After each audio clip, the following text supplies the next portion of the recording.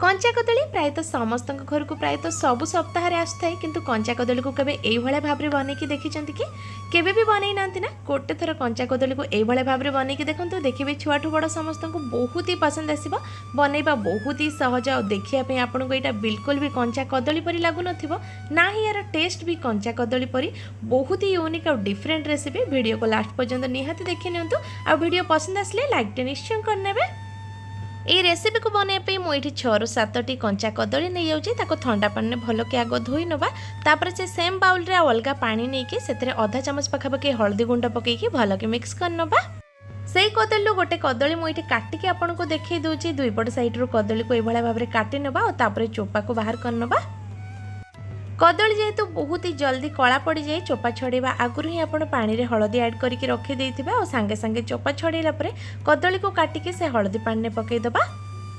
ये गोटे कदली मुझे काटिकी देखई दूची ये भाव में मझिरू 2 फाड़ करनबा और तापर पुणी एक आउ 2 फाड़ करके 4 फाड़ करनबा ये टे छोट साइज्र काटिकी नबा एबे ये छोट छोट पीस करके काटी नबा हल्का छोट पीस रखिले आपनकर कदली चिप्स बहुत भल हम और खाइबा टेस्टी लगे सब काटिकी रखिथिबा से कदली को आम हलदी पानी सांगे सांगे ही ऐड करनबा एकाथरे मुझे सब कदली गुड़ी को काटी सारा पर हलदी पानी में पकई दूची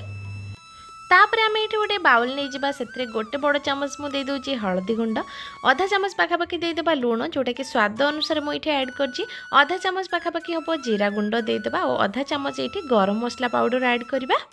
मुझे मसला गुड़िक मध्य जदि किसी भी आपन पाखे आवेलेबल ना ताले से मसलाटी को छाड़ी आप रेसिपी को बनई पारे अल्प टिके कसूरी मेथी पत्र को हाथ में क्रश करके देदेली जहाँफल बास्ना बहुत ही भल आसो। आधा चामच पाखापाखि लंका गुंड ऐड करनबा और 2 बड़ चामच ये धला राशि दबा राशि क्वांटिटी को टिके अधिका रखिए रेसिपीर टेस्ट बहुत ही भल आसो।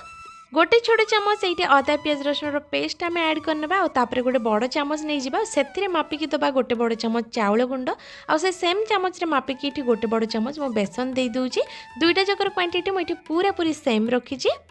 आउ एबे आमे छाणिकी धोईकी रखिथिबा से कदली को देदेबा कदली हल्का हल्का पानी लागिकी अच्छे से आम बिल्कुल भी अधिक पानी ऐड करबानी बिना पानी देकी आम कदली को भल भाव मिक्स करवा ये सब जिनस सहित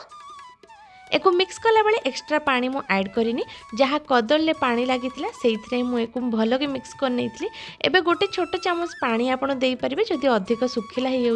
मुझे गोटे छोट चामच पानी देकी भल से मिक्स कर नेली।